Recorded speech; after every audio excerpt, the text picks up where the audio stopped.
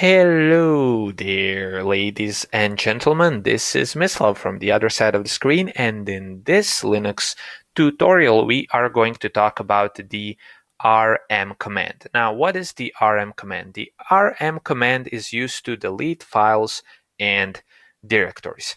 And let's jump straight into the examples. I'll type in ls, and now I want to remove a certain file. Or better yet, let me go into the new dir folder and let me ls here, and let's say I want to remove a certain tutorial here. Let's say that I don't have the need to have tutorial 3 anymore now that tutorial 4 is around. And tutorial 4 is just way better than tutorial 3, and I just don't need tutorial 3 anymore. I want to delete it from my system. Now, how can I do that?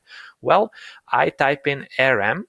And let's cover a very useful option right now, which is, as you probably maybe guessed or probably not have guessed because you don't know that much about Linux, but stick with me and you will. It is actually the I option. And again, the I option stands for interactive. So before deleting the file, the RM will actually ask us if we want to delete the file in question. And so if I type in RMI tutorial 3 and press enter, it will ask me, do I want to delete it? Now, if I press Y and press enter, then we have only tutorial 4. Okay? And now let's say that, time has passed and tutorial 4 has been staying here, and it's outserved its purpose. Basically, we don't even need tutorial 4 anymore. In fact, we don't even need the new directory anymore, okay? We don't even need the new dir, which is located right here. We don't even need it on my computer. Now, how can I get rid of it? Well, if I try to write rm new dir and I press enter, it will tell me cannot remove new dir is a directory, okay? But what I can do is I can use another useful option, which is the RMR. And R stands for recursive, okay? So what that means is that if you're not acquainted with recursion is basically, think of it, you know how I think of recursion? Do you know like those movies where there's like a huge network and then something starts from one node of the network and then kind of propagates to other nodes and then propagates to other nodes and from each one of those nodes it propagates to all of the other nodes. Basically, that's not really technically what recursion does. And recursion is a concept in programming where a function calls itself, but I have this neat visualization that basically it is when things are happening recursively, which means things are happening sort of within themselves.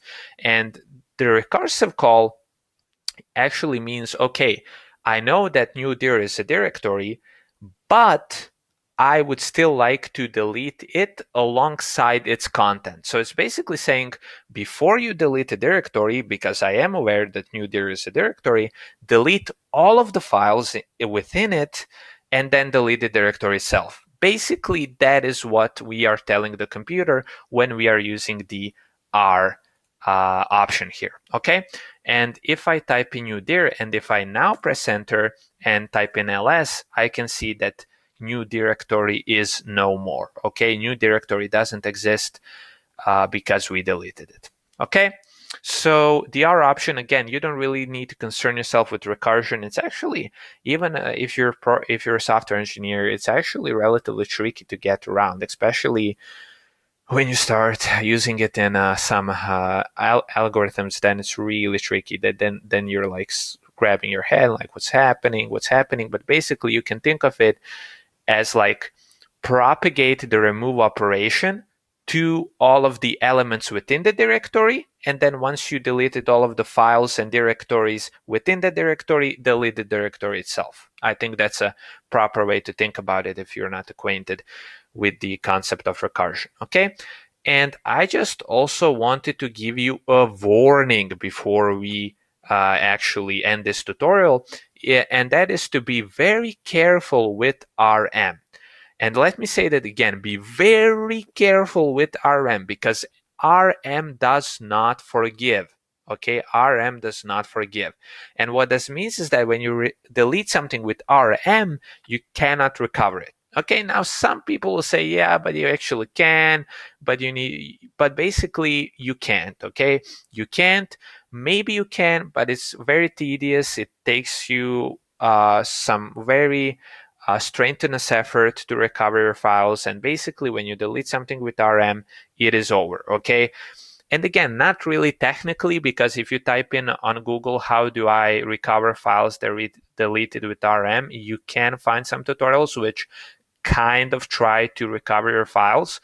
But again, it's all not 100% accurate. That is, you cannot expect to recover files deleted with RM. Okay, so please be very careful when using this command. And yeah, that was the final warning before we take off. Okay, so thank you for watching this video. I hope you enjoyed it, and I will see you in the next one. Talk soon.